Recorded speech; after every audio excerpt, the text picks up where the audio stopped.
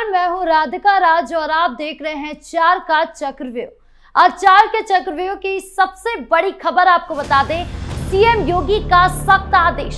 दिवाली से पहले सीएम योगी ने आवास पर समीक्षा बैठक की, जहां प्रदेश के पुलिस प्रशासनिक अधिकारियों को स्पष्ट निर्देश दिए कि कहीं भी लापरवाही नहीं होनी चाहिए। और क्या कुछ बोले सीएम योगी, बताएंगे आपको। फिर दूसरी खबर में बात अखिलेश यादव के बयान से बवाल। एक तरफ जहां सीएम योगी दिवाली से पहले सावधानी बरत रहे हैं, तो वहीं दूसरी तरफ अखिलेश यादव ऐसे बयान दे रहे हैं जिससे उनकी मुश्किलें और बढ़ गई हैं। तो क्या बोले अखिलेश यादव, बताएंगे आपको। फिर तीसरी खबर में बात 54 साल बाद खुला खजाना। उत्तर प्रदेश के मथुरा जनपद में स्थित बांके बिहारी मंदिर फिर चर्चा के केंद्र में है।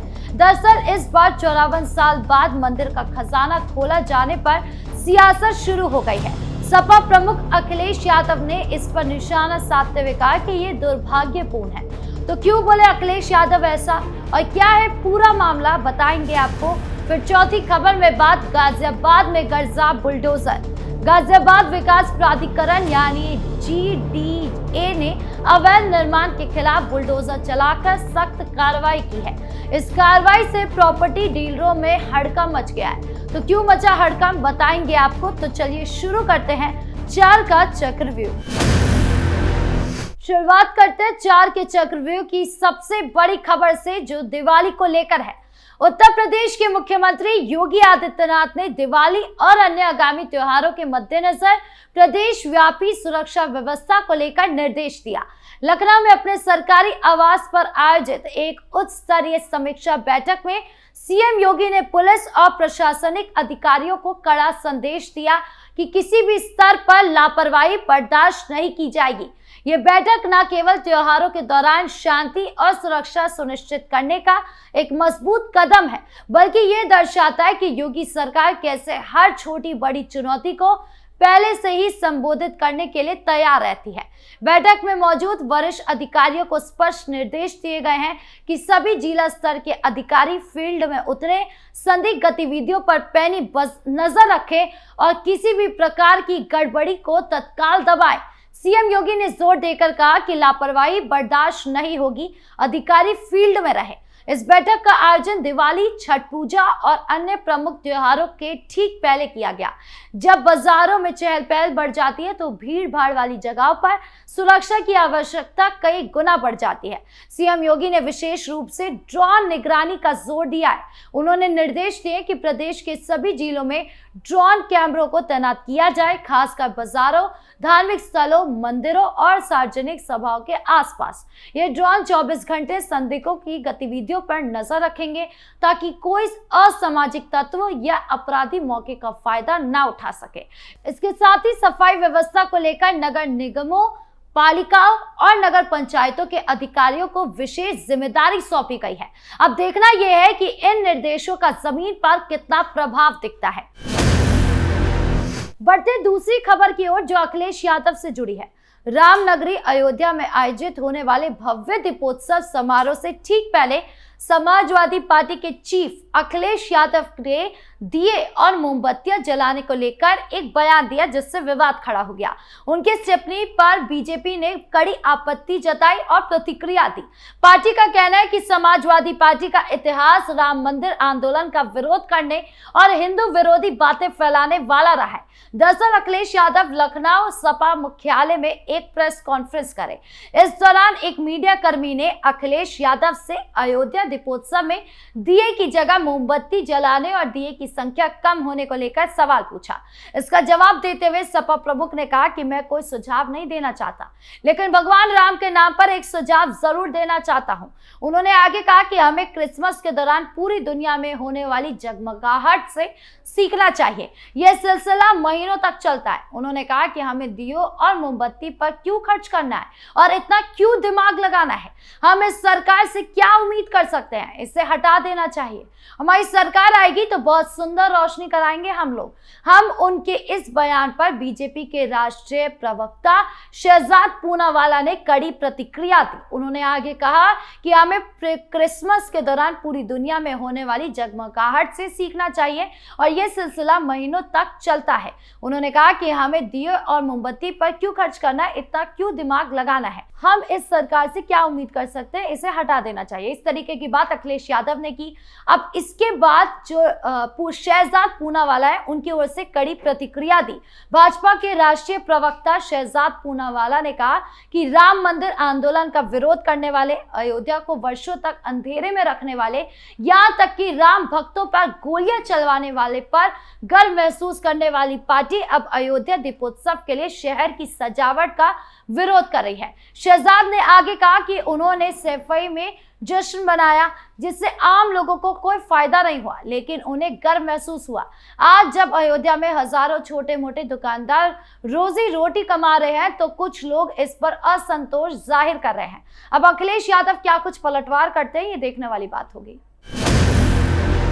बढ़ते तीसरी खबर की ओर, जो उत्तर प्रदेश की धार्मिक और सांस्कृतिक धरोहर से जुड़ी है एक ऐतिहासिक घटना की जो अब राजनीतिक रंग ले चुकी है। मथुरा जिले के प्रसिद्ध बांके बिहारी मंदिर का तहखाना और खजाना पूरे 54 साल बाद खोला गया है।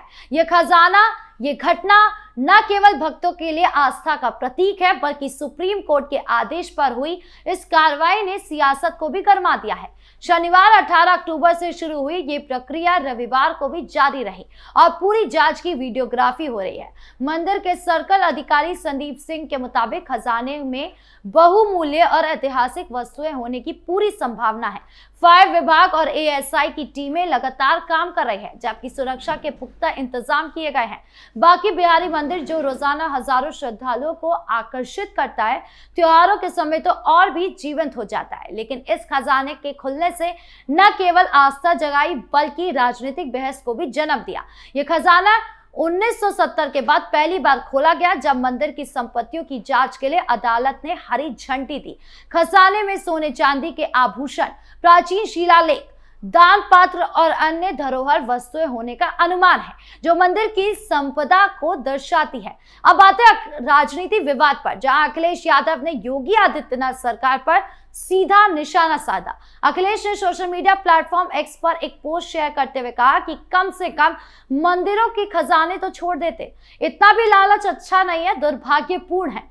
उन्होंने कहा कि ये कॉरिडोर मंदिर की मूल संरचना को प्रभावित कर सकता है और सरकार इसे धार्मिक आड़ में विकास के नाम पर थोप रही है। उन्होंने इशारों में कहा कि योगी सरकार मंदिरों की संदपा पर नजर रख रही है जो भक्तों की आस्था के साथ खिलवाड़ है। इस बयान के बाद सियासी गलियारों में हलचल तेज हो गई है। दूसरी ओर योगी सरकार ने अभी तक इस पर कोई प्रत्यक्ष प्रतिक्रिया नहीं दी है, लेकिन उनके समर्थक इसे सपा की नकारात्मक राजनीति बता रहे हैं। ये विवाद अब आगामी चुनावों में भाजपा सपा के बीच धार्मिक मुद्दों पर बहस को तेज करता है। खैर, आगे क्या कुछ होता है ये देखने वाली बात होगी।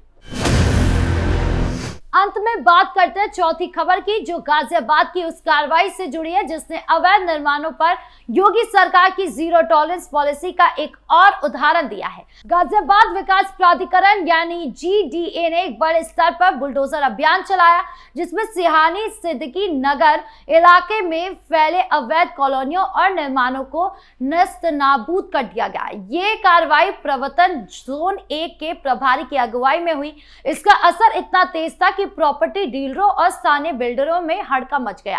करीब 16 बीघा कृषि भूमि पर अनधिकृत प्लॉटिंग, बाउंड्री वॉल, सड़कें और फार्म हाउस बनाए गए थे जिन्हें बुलडोजर से धूल चटा दी गई। जीडीए उपाध्यक्ष अतुल वत्स ने साफ कहा कि अवैध निर्माणों और विकसित की जा रही अवैध कॉलोनियों पर ध्वस्तीकरण अभियान जारी रहेगा। यह बयान न केवल चेतावनी है बल्कि सरकार की प्रतिबद्धता को दर्शाता है कि नियमों का उल्लंघन करने वालों को बख्शा नहीं जाएगा। कार्रवाई का केंद्र सिहानी सिद्दीकी नगर रहा जहां देवेंद्र त्यागी और अन्य द्वारा अवैध कॉलोनी विकसित की जा रही है। लगभग 2000 वर्ग गज क्षेत्र में बने फार्म हाउस को पूरी तरह ढहा दिया गया। प्लॉटिंग की बाउंड्री, इंटरलॉकिंग टाइल्स से बनी सड़कें, कमरे और अन्य संरचनाएं सब कुछ नष्ट कर दिया गया है। ये सब नक्शे के विपरीत और कृषि भूमि पर किया गया था, जो जीडीए के नियमों का घोर उल्लंघन था। अभियान के दौरान पुलिस बल तैनात था, जिसने विरोध करने वालों को मौके से हटा दिया। बहरहाल 4 के चक्रव्यूह में इतना ही। धन्यवाद।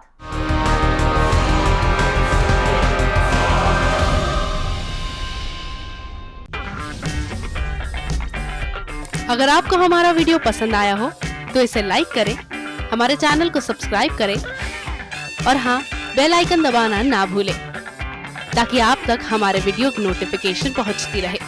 आप अपना सुझाव हमें कमेंट बॉक्स में दे सकते हैं। हमारे साथ जुड़ने के लिए शुक्रिया।